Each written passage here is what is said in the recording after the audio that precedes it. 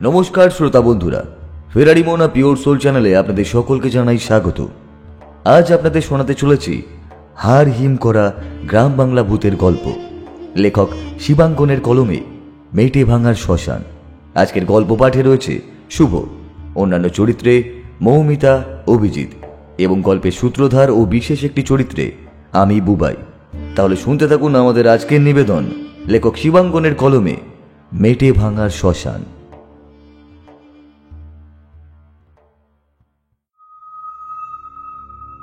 অমাবস্যার এক রাত, বোধহয় অগ্রহায়ণ মাস হবে। সারাদিন অল্প অল্প শীতের আমেজ পড়লেও ভোর রাতে মাঠের ওপরে বেশ কুয়াশা জমছে।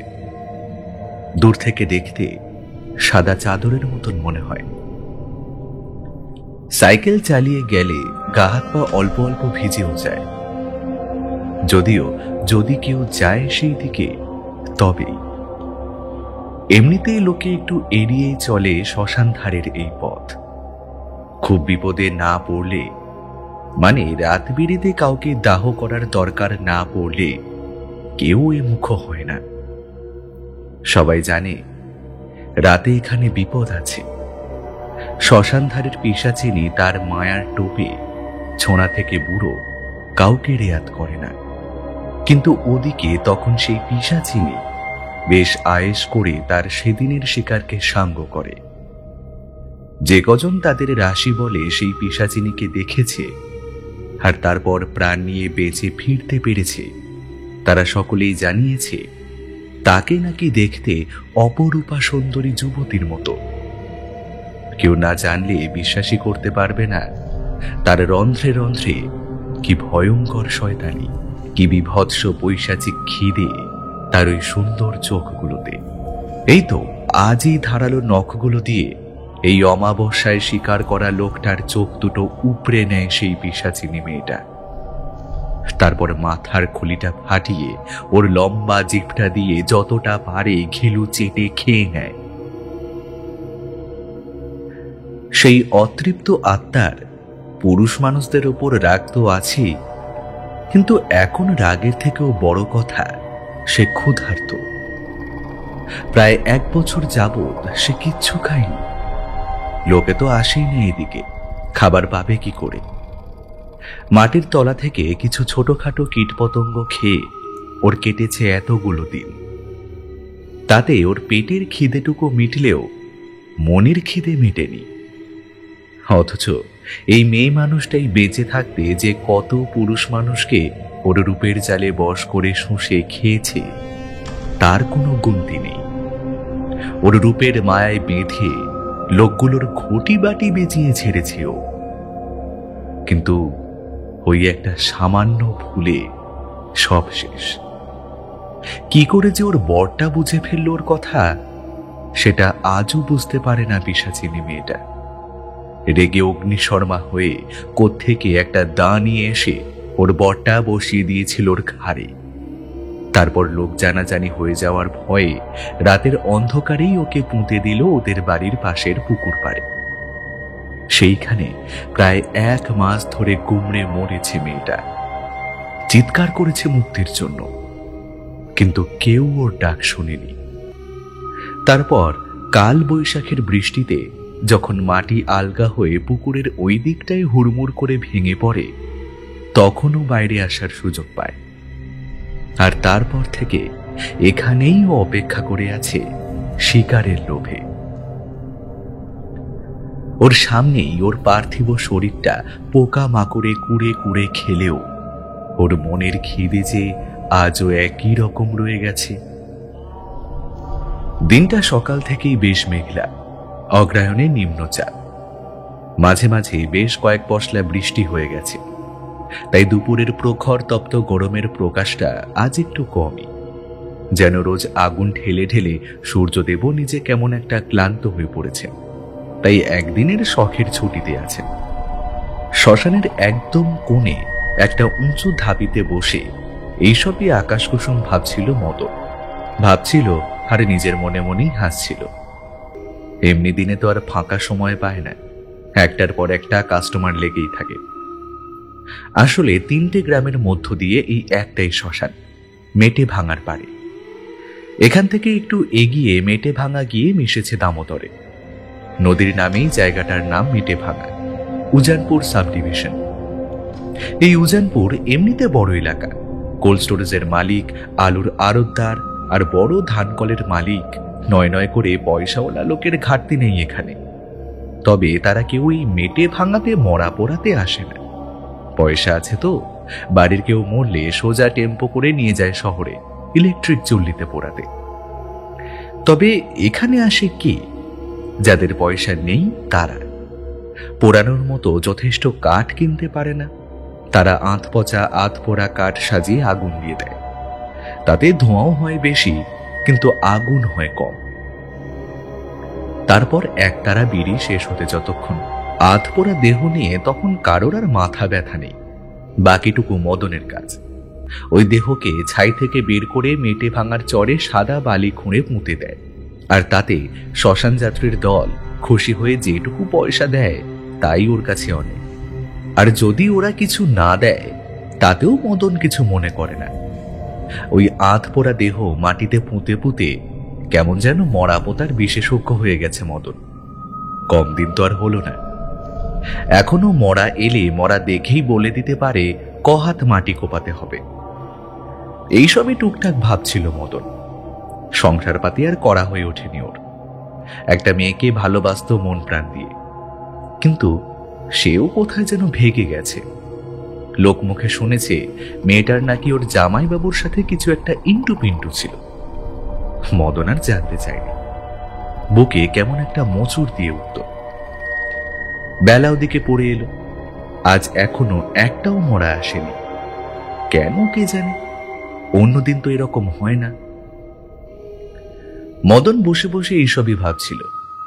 এদিকে আকাশটা বেশ কালো করে এসেছে। পশ্চিম আকাশের মাঝামাঝি দু একবার একটা আলোর ঝলকানিও দেখা যায়। ঝড় উঠছে। দু এক ফোঁটা বোধ হয় জল এসে পড়ে মদনের মাথায়। মদন কোমরের গামছা দিয়ে মাথাটা মোড়াতে যাবে, ঠিক এই রকম সময়েই ও দেখতে পায় কেউ যেন একটা চোখের নিমেষে ওর পাশ থেকে সরে গেল। একটা মেয়ে, ভরা যৌবনে ভরপুর একটা মেয়ে। মেয়েটা যেন ওর পেছনেই দাঁড়িয়ে ওকে বেশ কিছুক্ষণ ধরে ঠায় তাকিয়ে দেখছিল। মদন বুঝতে পারলেও প্রথমে কিছু বলল না। একটা ঠান্ডা হাওয়া ওর চারপাশটায় বইছিল। প্রথমে মদন ভেবেছিল কোথাও বোধহয় বৃষ্টি শুরু হয়েছে, তারই ঠান্ডা বাতাস আসছে। কিন্তু না, বাতাসটা দূর থেকে বয়ে আসছে না। কেমন যেন ওকে ঘিরেই ঘুরপাক খাচ্ছে। আর এটা ঠিক বৃষ্টির ভেজা বাতাস নয়, ভ্যাপসা আর কেমন যেন বাজে একটা গন্ধ। হঠাৎ পেছনে একটা মহিলা কণ্ঠ শুনে চমকে উঠে মদন। ও দাদা, দাদা, এখানে মরা পোড়ানো যায়? এই ভর দুপুরে মেটে ভাঙা শ্মশানে মহিলা কণ্ঠ শুনে কেমন একটা ঘাবড়ে যায় মদন। শ্মশান বলে কথা, বিশ্বাস তো নেই।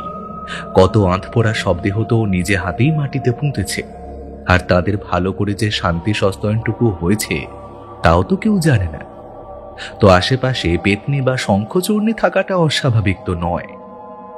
তাহলে এই রকম ভর দুপুরে এই খাঁ খাঁ শ্মশানে কি আর মদনের সাথে পীড়িত করতে আসবে? ও দাদা, এখানে মরা পোড়ানো যায়? সে যাবে না কেন? শ্মশানে এসে জিজ্ঞেস করছো এখানে মরা পোড়ানো যাবে কি না? তো মরা পুড়বে না তো কি হরিনামের কীর্তন হবে এখানে? উফ, যাক বাবা, নিশ্চিন্ত হলাম। না হলে কি? মরেও শান্তি পেতাম না। যাক বাবা, মদন নিশ্চিন্ত হয়। মেয়েটা এখনো মরেনি। ও তো অন্যরকম কিছু ভেবেছিল। তবে মেয়েটা এমনিতে ডাগুর, বেশ পটল চেরা চোখ, 11 হাত একটা ছাপা শাড়িকে 2 প্যাঁচ দিয়ে পড়েছে। পেটের কাছটা অনেকটা বের করা, গভীর নাভি দেখা যাচ্ছে। আর ঘাড়ের কাছটা একটু বাঁকা, বোধহয় জন্ম থেকেই ওই রকম। তো তুমি কি মরার আগে খোঁজ নিতে বেরিয়েছো যে মরে কোথায় পুড়বে? না গো, তা নয়। আমি আসলে এখানে থাকি না। আমার বাড়ি আছিপুরে, সেই দিকেই। আছিপুরে? ওখান থেকেও তো মরা আসে এখানে। ওদিকে তো নাকি সেরকম ভালো শ্মশান একটা নেই, আর ওই একটা যেটা আছে সেটাকে তো নাকি শ্মশান না বলাই ভালো। তো তোমার বাড়ি থেকে কেউ মারা গেছে? না, যায়নি, তবে যাবে। শ্বাস উঠে গেছে। আমি কীর্তনের দল খুঁজতে বেরিয়েছি।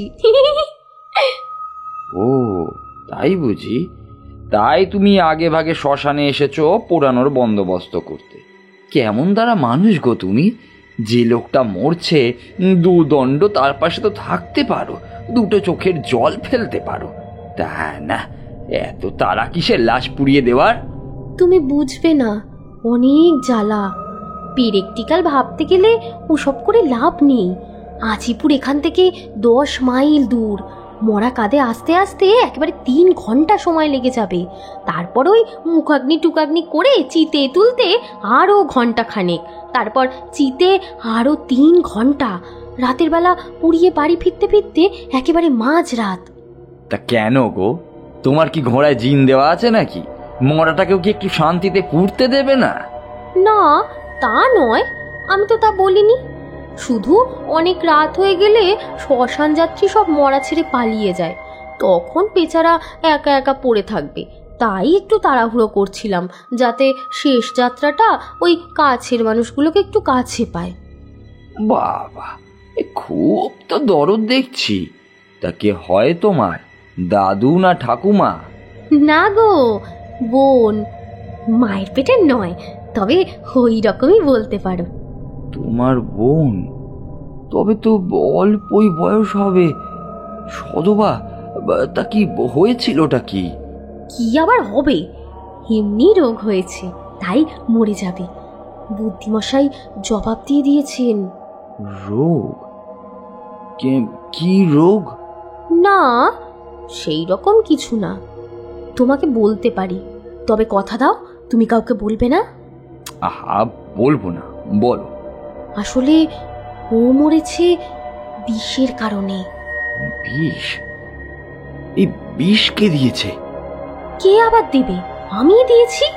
দুপুরে কলমি শাক রেঁধেছিল, তাতে ইঁদুর মারার বিষ মিশিয়ে দিয়েছি। মনে থাকে জানো? তুমি কিন্তু কথা দিয়েছো কাউকে বলবে না জানো। মানে তুমি? এই হারামজাদি, এই হারামজাদি, তুই খুন করেছিস? হ্যাঁ, করেছি তো, বেশ করেছি। আমাকে ও যে হাড় মাংস জ্বালিয়ে একেবারে আংড়া করে দিল, তার বেলায় কিছু না, তাই না? আর আমি বিষ দিলেই যত দোষ সব আমার। তুই তোর বোনকে খুন করেছিস, আবার বলছিস বেশ করেছিস? তুই কি মানুষ না কি রে? তুমি জানো না, ও আসলে একটা ঢ্যামনা মাগি। জানো, সেদিন রাতের বেলা আমার বরের ঘরে গিয়ে ঢুকেছিল। এক তো হারামি, আমার পিছনে আমার বরের সাথে সোয়াগ করতে যায়। আমি আগে ওকে বেশ কয়েকবার দেখেছি। সে অমন হয়, অমন শালি জিজা হলায় গলায় অনেক জায়গাতেই হয়, কিন্তু এই তাই বলে তুই তোর বোনকে বিষ দিবি? দেব না তো কি, আলবাদ দেব। আমার সংসারটা ভেঙে চুরমার করে দিল, আর আমি ওকে বাঁচিয়ে রাখবো? পাক্কা চরিত্রহীন মেয়ে ছেলে একটা। ওকে বিষ দেব না তো কি করব শুনি? তুই তোর বোনকে বিষ দিয়ে মেরেছিস, সেটা আবার আমায় বড় মুখ করে বলছিস? দাঁড়া দাঁড়া দাঁড়া, আমি পুলিশকে গিয়ে বলছি, তোকে ধরে গরদে পোড়াবো, এই দেখে রাখ। তাতে তোমার কি লাভ হবে শুনি? আমার পরিবারের ঝামেলা আমি সামলাতে পারছি না, আর উনি এলেন ঠাকুর মশাই ওই হারামজাদির হয়ে ওকালতি করতে। বলি, আমি তোমার কোন পাকা ধানে মই দিয়েছি গো? সে কথা হচ্ছে না, কিন্তু পাপ সব সময়তেই পাপ। আর ও যে আমার সংসারটা ধ্বংস করে দিল, তার বেলায় কিছু নয়, তাই না?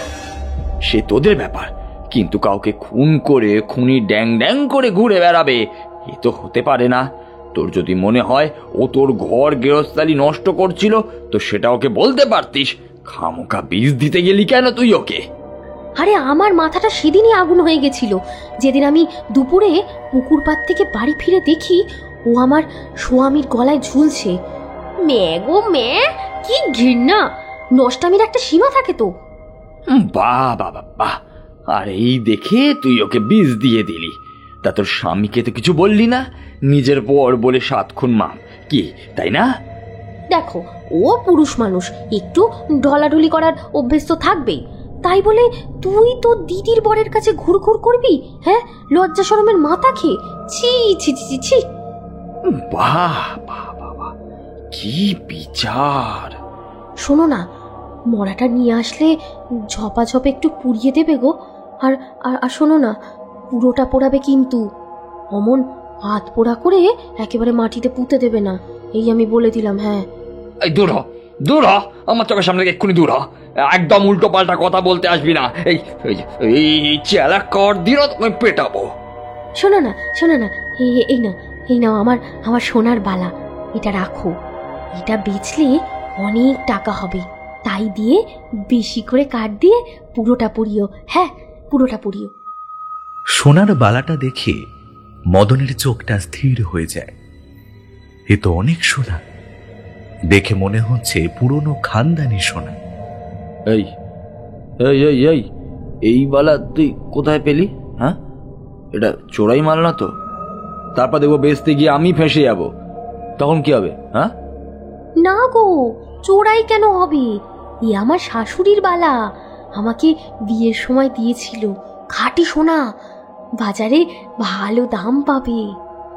এদিক ওদিক দেখে সেটাকে কোমরে বাঁধা গামছার কোটরে ঢুকিয়ে নেয় মদন।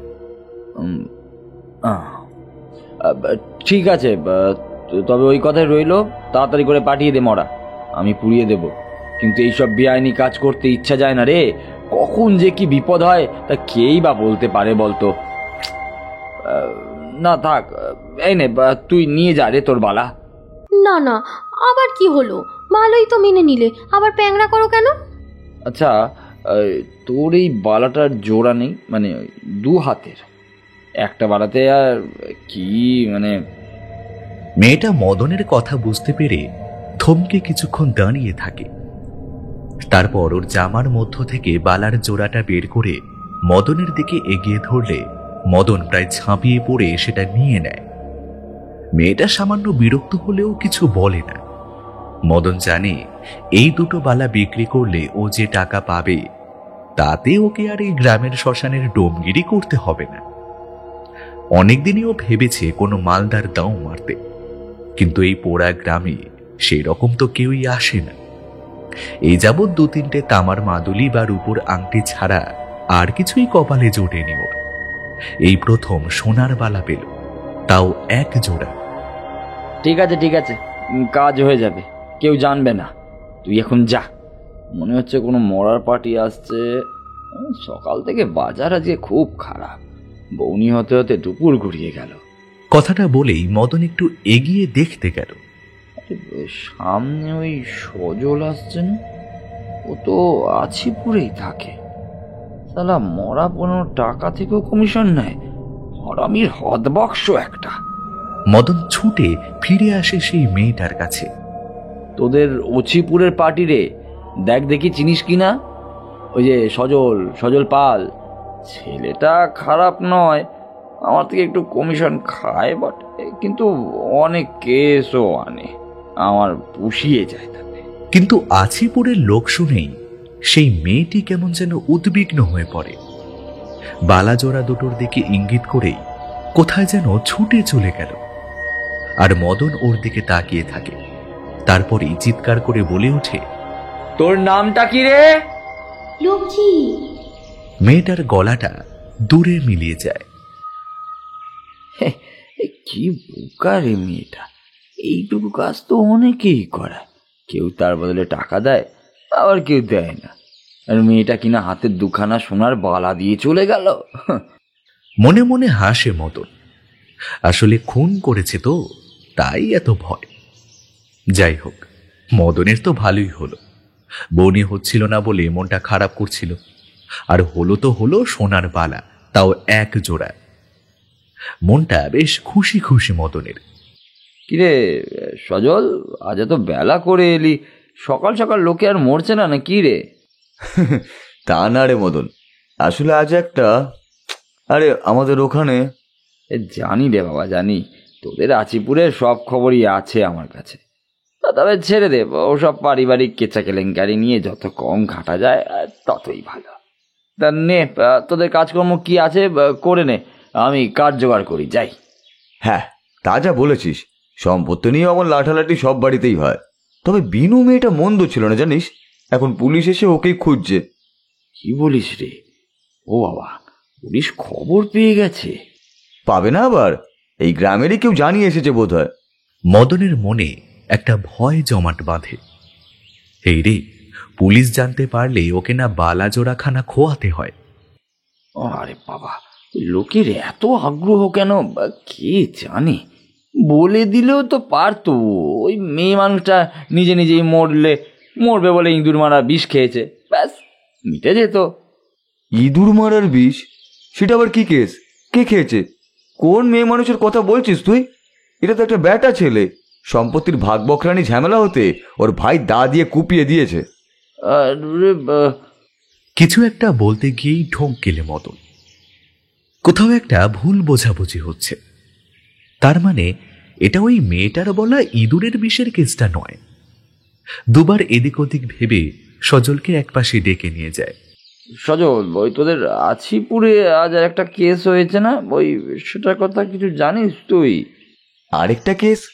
কি জানি না তো, সেটা কোন কেস? আরে ওই যে রে, একটা মেয়ে ওর বোনকে ইঁদুর মারার বিষ দিয়েছে শুনলাম। ওই বোন হারামজাদি নাকি ওর বরের গায়ে ঢলাতো, সেই রাগেই আর কি। তবে তুই জানিস না যখন, তখন সেরকম বাড়াবাড়ি হয়তো কিছু হয়নি। ইঁদুর মারার বিষ দিয়েছে বোনকে? তাই তো শুনলুম। যাক ছাড়, আমাদের কি, বল না, মরা নিয়ে এলে তখন দেখা যাবে। এখন সে কথা ঠিক, কি নাম বলতো, কোন বাড়ি? স্বামীর নামটা তো জানি না রে, তবে মেয়েটার নাম তো নাকি কি লক্ষ্মী।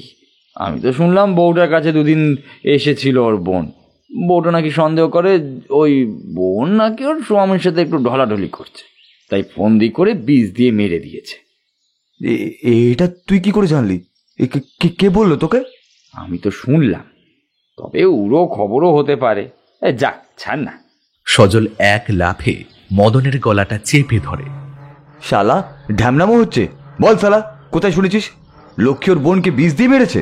কি কি বলবো?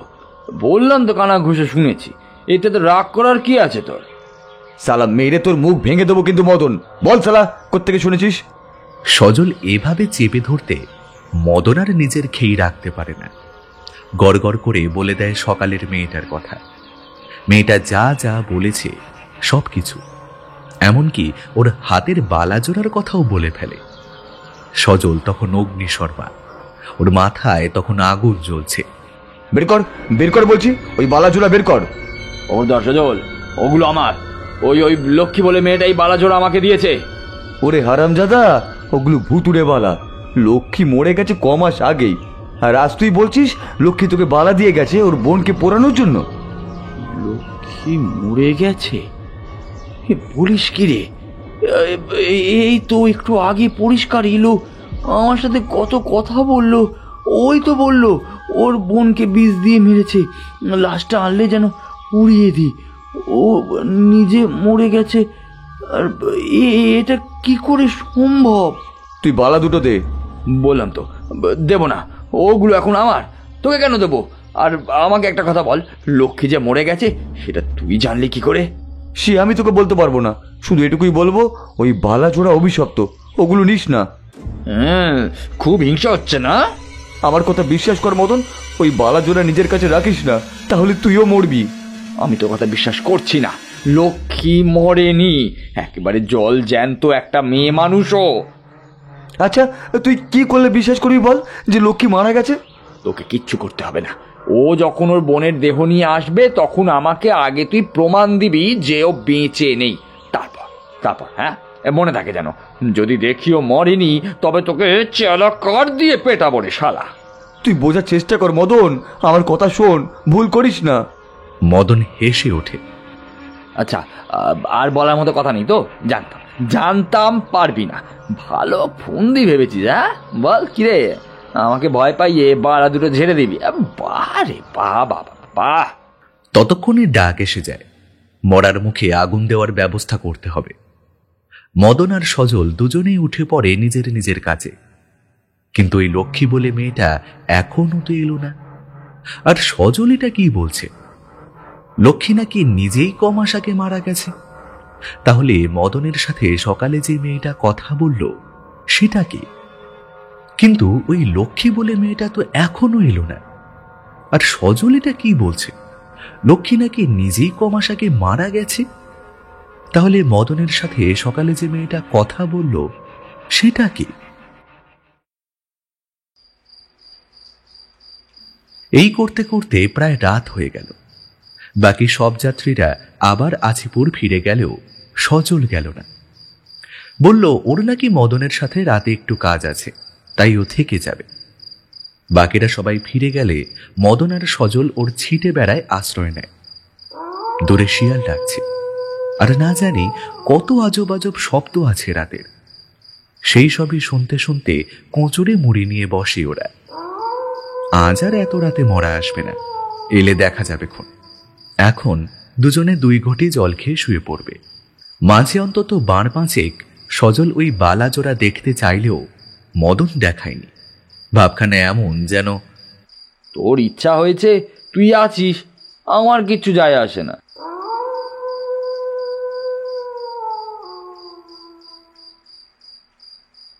রাত তখন প্রায় 1টা। হঠাৎ ঘরের বাইরে কারোর একটা পায়ের শব্দ পায় মদন, সাথে নুপুরের রিনে রিনে শব্দ। চোখটা বুজে ঘাপটি মেরে শুয়ে শুয়ে সেই শব্দ শুনতে থাকে মদন। কিন্তু এবার দরজায় একটা টুকটুক করে শব্দ পায় মদন। কেউ ও দরমার কোনায় টোকা দিচ্ছে। চোখ কচলে উঠে বসে মদন। দেখে সজলও শব্দটা শুনেছে, ও নিজেও উঠে বসে রয়েছে। আসলে রাত বিরেতে কাস্টমার আসে, তাই এটা নতুন কিছু না। কতবার তো সজলই মাঝরাতে মরা এনেছে। কিন্তু তাও আজকে যেন কেমন গাটা ছমছম করছে মদনের। কাঁপা গলায় জিজ্ঞেস করল, কে কে মদন বাড়ি নেই, কাল সকালে আসুন। আরে ধুর, আমি গো আমি, দরজা খোলো, সকালে কথা হলো না? লক্ষ্মীর গলা পেয়ে সকলের মুখটা ভয়ে পুরো ফ্যাকাশে হয়ে গেছে। সজল খপ করে ধরে নেয় মদনের হাতটা, এই গলা ও বিলক্ষণ চেনে। আরে মোড়া এনেছি, সকালে বললাম না? মদনের এটা পেশা, তাই ওকে যেতেই হবে। তাছাড়া সোনার বালা জোড়ার তো ব্যাপার আছে, কাজে না করলে যদি ফেরত চায়। তাছাড়া সজল বলছে লক্ষ্মীও নাকি ভূত, তাই মানে মানে ওর কথা মেনে চলাই ভালো। না হলে যদি ঘাড় মটকায় তাহলে কে নেবে তার দায়? সজল তো শুধু বলেই খালাস, পেতনির হাত থেকে তো আর ওকে বাঁচাবে না, বরং মদন মরলে ওই বালাজোড়া নিয়ে ও চম্পট দেবে। মদন মনে মনে নিজেকে বোঝায়, তুমি কেন রয়ে গেছো চাঁদু, তাকে আমি জানি না ভেবেছ? ওসব প্রেম প্রীত সব সাজানো, আসলে সবটাই লোভ। আর এটা যে মদন বুঝে ফেলেছে সেটাও কিছুতেই সজলকে বুঝতে দিতে চায় না। আগে লক্ষ্মীকে সামলাক, তারপরও না হয় সজলের দিকটা দেখবে। একটু আগে পশলাখানেক বৃষ্টি হয়ে গেছে, তাই বাইরে একটু ঠান্ডা ঠান্ডা ভাব। মদন বেরিয়ে আসতে গিয়েও থমকে দাঁড়ায়। সজল তখনও ওর দিকে তাকিয়ে। ওর চোখে একটা গভীর ভয় কাজ করছে। ও বার কয়েক বোঝানোর চেষ্টাও করে মদনকে। মদন, মদন ভুল করিস না, আমি তোর বন্ধু, আমার কথাটা শোন। লক্ষ্মী রক্ত মাংসের মানুষ নয় রে, ও একটা সাক্ষাৎ শয়তান। সজলের ফ্যাকাশে হয়ে যাওয়া মুখের দিকে তাকিয়ে মৃদু হেসে ওঠে মদন। ও জানে ও কি করতে যাচ্ছে। ওই সোনার বালাজোড়া ও হারাতে পারবে না, আর ও দুটো নিজের কাছে রাখার জন্য যা করতে হয় ও করবে। ওই বালাজোড়াকে ও যে ভীষণ ভালোবেসে ফেলেছে। ওদিকে সজল জানে মদন সাক্ষাৎ মৃত্যুর দিকে এগোচ্ছে, কিন্তু ও এটাও জানে মদন আর ফিরতে পারবে না। লক্ষ্মীর এই দুটোই লোভ, এক গয়নার লোভ আর এক শরীর। মদন বুঝতেও পারছে না মদন আর নিজেকে নিয়ন্ত্রণ করছে না, এখন ওকে নিয়ন্ত্রণ করছে লক্ষ্মী। কিন্তু মদন সেটা বুঝতে পারছে না। ও একটা ঘোরের মধ্যে রয়েছে, পোড়াবে না? এই তো আসছি। ঘর থেকে বেরিয়ে যায় মদন। সজলও আর নিজেকে আটকে রাখতে পারে না, ধীরে ধীরে উঠে বসে। মদন ঘর থেকে বেরিয়ে গেলে ও নিজেও বেরিয়ে আসে ওর পিছু পিছু। অন্ধকারে একটা ঢিপি দেখে বসে পড়ে। ওখান থেকে ওদের কথা শোনা যাচ্ছিল। ও শুনতে পায় মদন বলছে, কই রে তোর মরা? আমি ভাবলাম তুই আর আসবি না, তাও পয়সা নিয়েছি, নিমখান আমি তো আর করতে পারি না, তাই পুরানোর কাঠ সব জোগাড় করে রেখে এলাম। যদি আসিস ভালো, আর যদি না আসিস তো কাল অন্য কাস্টমারদের কাজে আসবে এই ভাবলাম। তাও কাল সকাল হলে, না হলে বৃষ্টি রাত বিরেতে আর কেই বা আসবে। যাক, ভালো করেছো, আমার 14 গোষ্ঠী একেবারে উদ্ধার করেছো। এবার ওটাকে পুড়িয়ে আমায় উদ্ধার করো দেখি। হরামজাদি আমার মাংস একেবারে শেষ করে দিল গো, ওরেও শান্তি দিল না। কি করেছে তোর বোন? সেই সকাল থেকে শুনছি ওকে গালাগাল দিয়েই যাচ্ছিস। আর একটা কথা বলতো, এই ঠিক কি হয়েছে? হ্যাঁ, আমার মন বলছে তুই অনেক কথা চেপে যাচ্ছিস। কি আবার হবে? তোমাকে সকালে বললামই তো, আর কি? সে তো তুই বললি তুই ওকে ইঁদুরের বিষ খাইয়ে মেরেছিস, কিন্তু তুই তাহলে কি করে মরলি? হ্যাঁ, নিজেও কি 2 ঢোক মেরেছিলি নাকি রে? থমকে যায় লক্ষ্মী। মনটা উদাস হয়ে ফ্যাল ফ্যাল করে তাকিয়ে থাকে মদনের দিকে। কিরে বল, শেষে তুই মরলি কেমন করে? নাকি তোর বোনই তোর ঘাড় মটকিয়েছে? না গো, তা নয়। তবে কি? আমাকে খোলসা করে দেখিনি? আগে বুঝি পুরো ব্যাপারটা, সেদিন কি হয়েছিল। আর সত্যি করে বলবি, এই বালাজোড়া কার, তোর না তোর ওই বোনের? সেই বলতে গেলে আমারই। এই, একদম মিথ্যে বলবি না। সে সঠিক বলতে গেলে আমার আমার বোনের। ওর সাথে একটা ছেলের ভালোবাসা ছিল, এই মেটে ভাঙারি, সেই ওকে দিয়েছিল। ও মরে যাওয়ার সময় আমি আমি ওই দুটো। আর তোর ওই স্বামীর ব্যাপারটা, তোর বোন তো ওকে দাদার চোখে দেখতো। বাজে কথা, একদম বাজে কথা। ওর ওই ছেলে ডলানি স্বভাবে ও আমার স্বামীটাকে বশ করেছিল। না হলে আমি তো ওকে মেরে পুকুর পাড়ে একবারে মাটি চাপা দিয়ে দিয়েছিলাম। আমার স্বামীটা জানতেও পারতো না। কিন্তু সেদিন বাড়ি ফিরে ও বারবার খালি আমার বোনের খোঁজ নিচ্ছিল। এই কথা সে কথায় ভুলিয়ে রাখলেও রাতে ও একদম নাছোড়বান্দা হয়ে ওঠে, যেন ওর মাথায় ভূত সওয়ার হয়েছিল। বারবার করে খালি আমার বোনের কথা জিজ্ঞাসা করছিল। তো তুই কি বললি? বললাম ও বাড়ি ফিরে গেছে। তারপর মিথ্যে বললি? শুনলো না, কিছুতেই বিশ্বাস করলো না। শেষমেশ আমিও রাগের মাথায় বলে বসি আসল কথাটা। তুই বললি যে ওকে তুই বিষ খাইয়েছিস? হ্যাঁ, বলবো না তো কি। আর আমি কি কিছু ভুল করেছি নাকি? ওই রকম একটা মেয়ে মরাই ভালো। তো সেটা শুনে তোর স্বামী তোকে ছেড়ে দিল? না গো, ওর তখন পিড়িত উতলে উঠেছে শালির জন্য। ওই তো একটা দাদি আমার ঘরে এসে বসিয়ে দিল এক কোপ। আমি যতই বোঝাই, ও গো, ও নষ্ট মেয়ে মানুষ ছিল, ও তোমাকে বশ করেছিল, কোনো কথাই শুনলো না আমার। তুই আবার মিথ্যে বলছিস। তুই ওকে মেরেছিলিস ওই বালা জোড়ার লোভেই, যেটা ওকে ওর ভালোবাসা মানুষটা দিয়েছিল। না গো, বিশ্বাস করো, এরকম ব্যাপার নয়। আমি সব জানি লক্ষ্মী, আমাকে কিন্তু তুই ভুল বোঝাস না।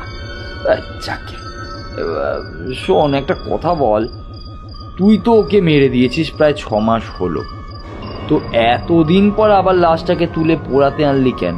হ্যাঁ, ভালোই তো ছিল যেখানে ছিল। আর বলো না, ও মরেও আমাকে নিস্তার দিচ্ছে না। রাতে আমার বরের ঘরে গিয়ে সব কিছু তোলপাড় করছে। ও তো 2 ঢোক মেরে অকাতরে ঘুমিয়ে পড়ে, তাই বুঝতে পারছে না। কিন্তু আমি তো জানি ও আমার স্বামীকে একেবারে শেষ করে দেবে। ওই বালা জোড়ার জন্যই না ওই রকম উথাল পাথাল করছে। ও, আর তাই তুই ওই বালা জোড়া আমাকে দিলি। এবার ওই শালা মরলে মরুক, তাই তো? তারপর লাশ পোড়ানো হয়ে গেলে আবার ছলে বলে আমার থেকে নিয়ে নিতিস। সাপও মরতো, লাঠিও ভাঙতো না, কি তাই না? কিন্তু জেনে রাখ লক্ষ্মী, ওই বালা আর আমি তোকে দেব না। ওই বালা জোড়া তোর বোনের জিনিস, ওরই থাকবে। না গো সত্যি, আমার ওই বালাজোড়ার ওপর না কোনো লোভ নেই। আবার আবার বাজে কথা বলছিস? না গো, সত্যি বলছি। এই যাক, তোর বোনের লাশটা কোথায় আছে? দে, ওটা আমাকে দেখা। লক্ষ্মী আঙুল দিয়ে দেখিয়ে দেয় একটা দূরের ধাপি। মদন ধীর পায় এক পা করে সেদিকে এগিয়ে যায়। ওদিকে সজলের তখন হাত পা ঠান্ডা হয়ে গেছে। ও বুঝতে পারছে না ও কি করবে। ছুটে যে পালাবে সেই উপায়ও তো নেই। ওর যেন হাত পা অবশ। কেউ যেন ওকে ওখানে শক্ত করে ধরে রেখেছে। কেউ যেন চায় যে সামনে কি ঘটছে সেটা সজল দেখুক। সজল চোখ কচলে দেখে মদন সেই ধাপের উপর রাখা পচা গলা লাশটাকে পাঁজা গোলা করে এনে চিতায় শুইয়ে দেয়। ওর চোখে জল। সজল বুঝতে পারে না লাশ পোড়াতে মদন তো সিদ্ধহস্ত। ওর চোখে তো কোনোদিনও জল দেখেনি সজল। তবে আজ এই ইঁদুরের বিষ খাওয়া মরাটাকে নিয়ে এত কিসের আবেগের মোড়ক মদনের মনে? তবে কি মদন আগে থাকতে চিনত ওই মেয়ে মানুষটাকে? মদন ট্যাকের গামছা থেকে সেই বালা দুটো বের করে পরম মমতায় পরিয়ে দেয় ওই পচা গলা লাশটার হাতে।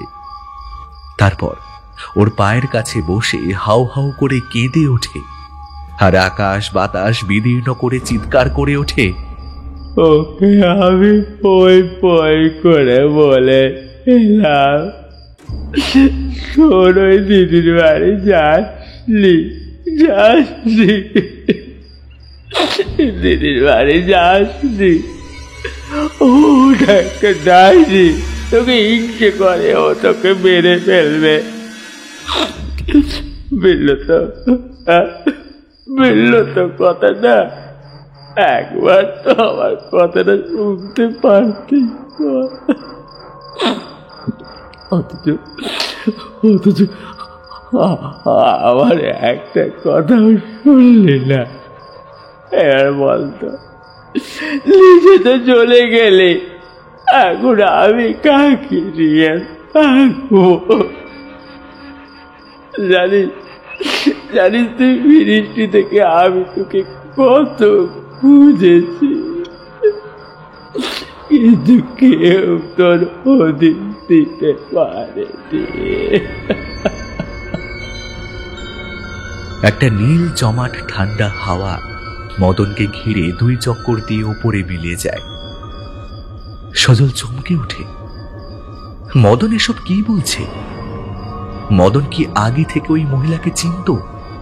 তবে কি মদনই সেই লোক যে ভালোবেসে ওই মেয়ে মানুষটাকে ওই বালা দুটো দিয়েছিল?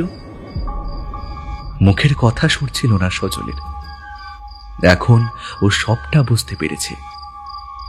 কিন্তু প্রশ্ন একটাই, মদন কি করে লক্ষ্মীর সাথে এতক্ষণ কথা বলছে? তখন চিতার আগুন দাউ দাউ করে জ্বলছে। যত কাঠ ছিল তাই সব দিয়ে মদন সুন্দর করে চিতা সাজিয়ে রেখেছিল। আর নয়, এবার সজলকে ওর পাশে দাঁড়াতেই হবে। যত যাই হোক মদন তো ওর বন্ধু। উঠে দাঁড়াতে যায় সজল। আর ঠিক তখনই যে উঁচু ধাপের মতো জায়গাটাতে ও এতক্ষণ বসেছিল সেটা যেন একটু টাল খেয়ে যায়। কি ওটা? এই শ্মশানের পাড়ে রাখা। এমনিতে তো এখানে কিছু থাকার কথা নয়। এমনিতে অন্ধকারে দেখাও যায় না, কিন্তু চিতার আলোয় ও দেখতে পায় ওটা একটা লাশ, যেটার ওপর ও এতক্ষণ ধরে বসেছিল। অন্ধকারে ও বুঝতে পারেনি। মুখটা ভালো করে দেখে চমকে উঠে সজল, এ তো মদন। ভয় চিৎকার করে উঠেও। তার মানে লক্ষ্মী ওকেও ছাড়েনি। সকালেই ওকে শেষ করে দিয়ে গেছে। আর শেষ করে দিয়ে গেছে বলেই লক্ষ্মী মানুষ নয় জেনেও মদন ওর সাথে নির্ভয়ে কথা বলছে। কিন্তু এবার সজল কি করবে? ওর দাদু বলতেন, পৃথিবীতে যা কিছু ঘটে সবকিছুর একটা কারণ থাকে। তবে এই যে ও আজ আজিপুর না ফিরে মদনের সাথে মেটে ভাঙাতে থেকে গেল, সেটা কি এমনি এমনি? না, তা হতে পারে না, কিছুতেই হতে পারে না। ওর দাদু বলতেন পৃথিবীতে এমনি এমনি কিচ্ছু হয় না, সবকিছুরই একটা কার্যকারণ থাকেই। গায়ের সব শক্তি দিয়ে মদনের মৃতদেহটা টেনে হিঁচড়ে বের করে আনে সজল, টানতে টানতে নিয়ে ছোটে ওই জ্বলন্ত চিতার দিকে। অবশেষে কোনো রকমে মদনের দেহটা সজল তুলে দেয় চিতায়, আর ঠিক তখনই চিতার দ্বিগুণ শিখায় জ্বলে ওঠে। বাস্তব জীবনে না হলেও মনের দিক থেকে ওদের ভালোবাসা অমর হোক। হ্যাঁ, ওদের পার্থিব জীবনটা শেষ হয়ে যাওয়ার পরেও লক্ষ্মীর জন্য ওরা জীবনে ওদের ভালোবাসা পূরণ করতে পারেনি, অন্তত মরে তো পারুক। সজল দেখে ও সেই জ্বলন্ত চিতার সামনে দাঁড়িয়ে, আর কোথাও কেউ নেই, শুধু একটা ভয়ঙ্কর পৈশাচিক হাসি ওর কানে বাজছে। ও জানে এই হাসি লক্ষ্মী, এই গলাও চেনে, এই গলা ও বারবার শুনেছে। বেঁচে থাকতে সজল অনেক বুঝিয়েছিল লক্ষ্মীকে, কিন্তু পারেনি। ওর এখনো মনে আছে যখন দাদি ওর ঘাড়ে কোপটা বসিয়েছিল, তখনও লক্ষ্মী এইরকম করেই হাসছিল, সেই ভয়ঙ্কর পৈশাচিক হাসি। একটা ঠান্ডা স্রোত নেমে যায় সজলের মেরুদণ্ড বেয়ে। কে জানে এবার কাকে লক্ষ্মী ওর গ্রাস বানাবে।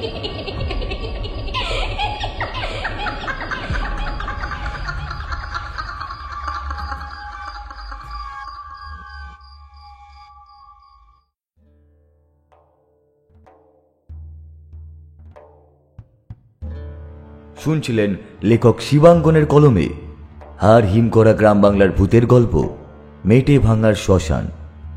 আজকের গল্প পাঠে রয়েছে শুভ, অন্যান্য চরিত্রে বাল্মীকি, মৌমিতা এবং গল্পের সূত্রধর ও বিশেষ একটি চরিত্রে আমি বুবাই। আজকের গল্পটির পর্ব পরিচালনায় রয়েছে মৌমিতা, প্রচ্ছদ অঙ্কনে কৃষ্ণেন্দু মণ্ডল এবং ভিএফএক্সে বুবাই, এবং শব্দ গ্রহণ ও আবহে মিহান্স প্রোডাকশন হাউস থেকে মৌমিতা। আমাদের আজকের নিবেদন আপনাদের কেমন লাগলো তা অবশ্যই কমেন্ট করে জানাবেন। ভালো লাগলে লাইক ও শেয়ার করতে ভুলবেন না, এবং হ্যাঁ, চ্যানেলে নতুন হয়ে থাকলে অবশ্যই চ্যানেলটিকে সাবস্ক্রাইব করে বেল আইকনটা প্রেস করে রাখবেন, তাহলে সর্বপ্রথম নোটিফিকেশন আপনার কাছে খুব শীঘ্রই পৌঁছে যাবে। দেখা হবে আগামী সপ্তাহে আরও একটি নতুন গল্প নিয়ে। ততক্ষণের জন্য সকলকে জানাই শুভ নববর্ষের প্রীতি শুভেচ্ছা ও আন্তরিক অভিনন্দন। ভালো থাকবেন, সুস্থ থাকবেন এবং অবশ্যই গল্পে থাকবেন।